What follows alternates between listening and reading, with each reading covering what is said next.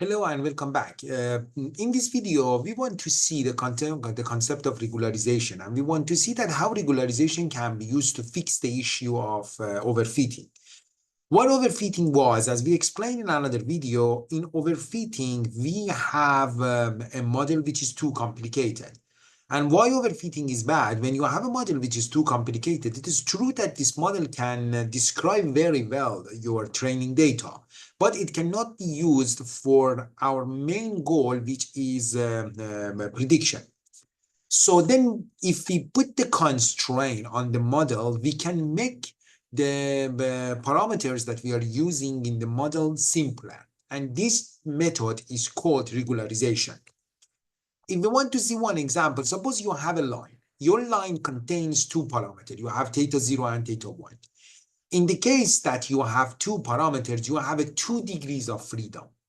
So if we force theta 1 equals 0, then we will end it up with a horizontal line. When you have a horizontal line, you do not have two levels of freedom, because when you have the horizontal line, the only thing that you can do is going up and down.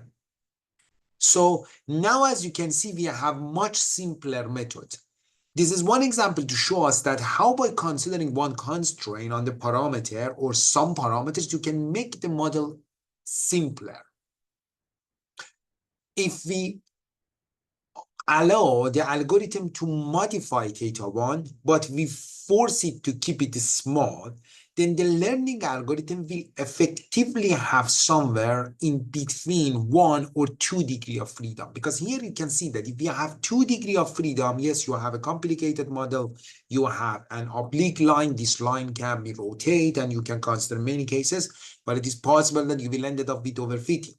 If you consider theta 1 completely 0, it means that you ended up with just one horizontal line. The model is too easy, too simple. Then if we consider theta 1, which is small, it means that if you put some strain on theta 1, you can end up with the case that you are between two levels of freedom and one level of freedom.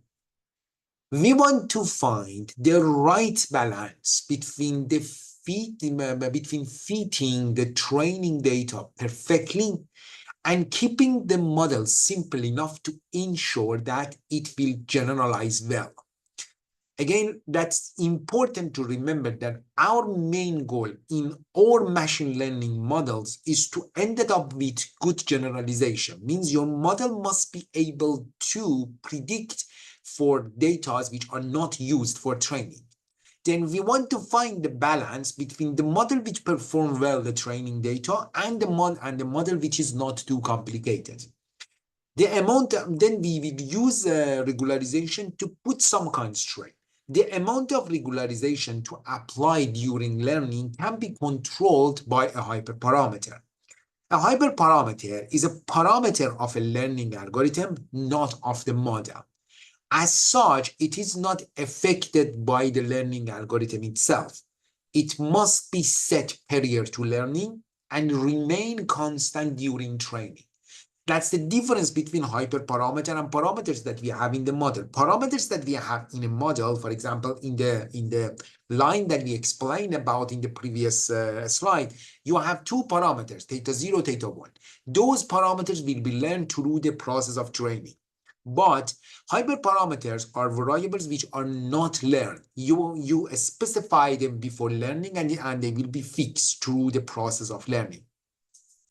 If you set the regularization hyperparameter to a very large value, you will get an almost flat model. The learning algorithm will almost certainly not overfit the training data, but it will be less likely to find a good solution. Then here, as you can see, we need to play a game to adjust well on the parameters to show that how much constraint we want to put on the parameters through the process of learning. Another issue that we may have for learning that we explain about, but not but briefly, not with lots of detail, is concept of underfitting. As you might guess, based on concepts that we explain about, underfitting is the opposite of overfitting. It occurs when your model is too simple, to learn the underlying structure of the data. For example, a linear model of life satisfaction is prone to underfitting. Reality is just more complex than the model which is just linear. So its predictions are bound to be inaccurate, even on the training example. And in this case, you can see that if you consider the life expectation, I'm sorry, if you consider the life satisfaction, as you can see in this case, if you consider just the linear model, this is too simple model to describe such a complicated data. So then how we can fix the issue of underfitting? Selecting a more powerful model with more parameters. It means that if you consider, for example, just a linear model, you have in the most case scenario, you have just two parameters. But if you consider more complicated models, say that, for example, a polynomial of degree 2 or polynomial of degree 3, more parameters will be added to the model, then you are making model more complicated. Another thing that we can do to fix the issue of underfitting is fitting better features to the learning algorithm. And another is reducing the constraint on the model. As we explained for regularization, in the regularization, you put some constraint on the parameters that you are using in your model. Then if you put the big level of constraint, then you are making the model very simple. Then in this case, we can say that if we reduce this constraint, we can make model more complicated. Here, this is one example of underfitting. In this case, as you can see, this line, which is a kind of horizontal line, doesn't describe the points which are using for training at all. Okay, so then now, after explaining about underfitting and overfitting, we can explain about the different errors that are two important errors that we have in machine learning. An important theoretical result of statistics and machine learning is the fact that a model generalization error can be expressed as the sum of three very different errors. First one, that is called bias. In this case, a generalization error is due to wrong assumption, such an assumption that the data is linear when it is actually quadratic. Means that the model which is needed to describe the training data need to be more complicated than just a linear model. A high bias model is the most likely to underfit the training data. It means that if your model that you are using is simple, you will end up with error which is called bias, and this error will end up with underfitting.